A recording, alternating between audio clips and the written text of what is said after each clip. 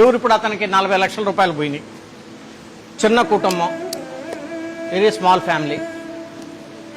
అతను life long వాళ్ళు పిల్లలు మొత్తం కలిసి చేసుకుంటే ఆ 40 లక్షల రూపాయలు కూడబెట్టుకోగలుగుతారు. నువ్వు ఒక్క గంటలో కూల్చి పడేసావు మొత్తాన్ని, దయాదాక్షిణ్యం లేకుండా.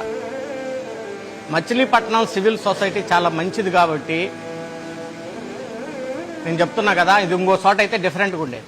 ఊరు కడతారు 40-50 లక్షలు, ఆయన వాళ్ళ కొడుకు పెళ్లి చేసుకోవాలని ఇల్లు కట్టుకుంటున్నాడు. సరే, ఇప్పుడు నాకు ఇది చెప్పండి, మీరు మొన్న ఒక ఇల్లు కూల్చేశారు. ఆ ఇల్లు అది ప్రైవేట్ ప్రాపర్టీ.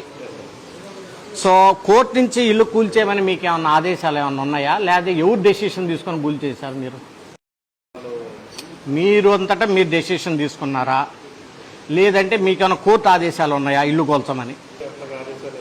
మరి మీరు ఎందుకు కూల్చారు? ఎవరు ఇచ్చారు మీకు ఆర్డర్స్? ఇప్పుడు పోలీసుల వాళ్ళకి ఎవరు రాశారు లెటర్? మీరు రాశారా? వాళ్ళు ఏ బేసిస్ మీద మీకు 200 మందిని పోలీసులను పంపించారు? సొసైటీకి మీరు ఆన్సర్ చెప్పాలా కమిషనర్ గారు. You can't hide it. మీకు కోర్టు ఏమన్నా ఆదేశాలు ఇచ్చిందా, లేదా పై అధికారులు మీకేమన్నా ఆదేశాలు ఇచ్చారా?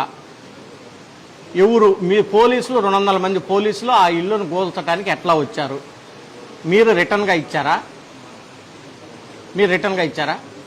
ఇంటే నాకు కాపీ ఇవ్వండి. వాళ్ళు ఏ బేసిస్ మీద పోలీసులు 200 మంది వచ్చారు ఆ ఇంటి దగ్గరికి? ఆర్డర్స్ ఎవరు ఇచ్చారు చెప్పాలి మీరు. వాళ్ళు సెంటరింగ్ వాళ్ళని కూడా వదిలిపెట్టుకోకుండా ఒక 2 రోజులు అంటే టైం ఇస్తే సెంటరింగ్ వాళ్ళు మేము సెంటరింగ్ తీసుకుంటాం అన్నా కానీ వాళ్ళు అదేమన్నా టెర్రరిస్టుల నివాసమా? ఏమన్నా నక్సలైట్లు ఉంటున్నారా, టెర్రరిస్టులు ఉంటున్నారా ఇల్లు?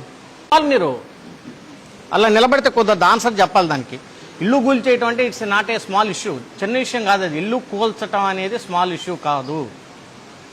అది ఇద్దరు వ్యక్తుల మధ్య ఉన్నటువంటి ప్రాపర్టీ తగాదా. అది మీ మున్సిపాలిటీ ఆస్తి కాదు, అది ప్రభుత్వ ఆస్తి కాదు. మీరు ఎందుకు ఇల్లు కూల్చారు చెప్పండి నాకు. ఏం సమాధానం చెబుతాం సొసైటీకి మీరు చెప్పండి నాకు. ఇప్పుడు మీరు అధికారి, 2 సంవత్సరాలు ఇక్కడ ఉంటారు, వెళ్ళిపోతారు. మేము ప్రజాప్రతినిధులం. ఒక ప్రైవేటు వ్యక్తులు ఇద్దరు ఆస్తులు తగాద వచ్చి ఒక పక్కన పోయి వాట్ బేసెస్ ఎట్లా చేస్తారండి మీరు? వాళ్ళు లేడీస్ కాళ్ళ మీద పడి ఏళ్ల మీద పడి బతిలాడుతూ ఉంటుంటే మిమ్మల్ని అందరినీ, పోలీసులందరినీ పక్కకి నెట్టేసి ప్రైవేట్ ఆస్తిని కూల్చాల్సినటువంటి అవసరం మీకేముందండి? మీకు సంబంధం ఏంది నాకు అర్థం కాదు. అది గవర్నమెంట్ ప్రాపర్టీ కాదు కదా. ఇద్దరు ప్రైవేటు వ్యక్తుల మధ్య గొడవకి మీరంతా ఏంది అత్యుత్సాహం ఏం చెప్పినక్కడ మీరు చెప్పండి నాకు. పోలీస్ ఫోర్స్ ఎట్లా ఇచ్చారండి? ఫోర్స్ ఎట్లా ఇచ్చారు? మీరు మీకున్నటువంటి ఏ అధికారంతో మీరు ఆ ఇల్లు కూల్చారు?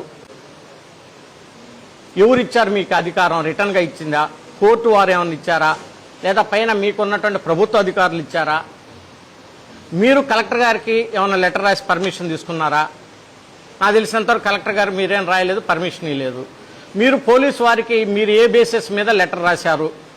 పోలీసు వారు 200 మంది ఎంబనికి పోలీసుల్ని ఇంటి మీద పంపించి దారుణంగా లేడీస్ని అందరిని కూడా నెట్టిపడేసి ఇల్లు కూలగొట్టారు. మీరు you should give the answer properly.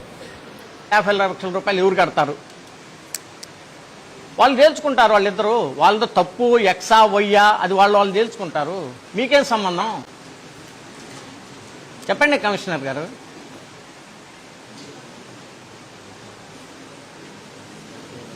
అదండి, ఇప్పుడు ఎవరు కడతారు 40-50 లక్షలు? ఆయన వాళ్ళ కొడుకు పెళ్లి చేసుకోవాలని ఇల్లు కట్టుకుంటున్నాడు. భయభ్రాంతులు అయిపోయారు మొత్తం.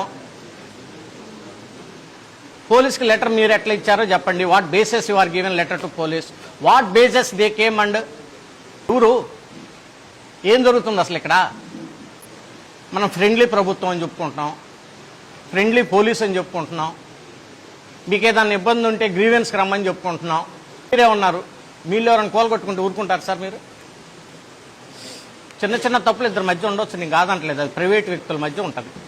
తప్పు ఆయిందా ఏందా తేలిద్ది. 4 రోజులు కాతే 10 రోజులు తేలిద్ది, 10 రోజులు కాతే నెలకు దోలిద్ది. మీకేంది? మీకు అంత ఉత్సాహం ఏంది? Who are you? ఇల్లు కొడతారండి ఎవరన్నా?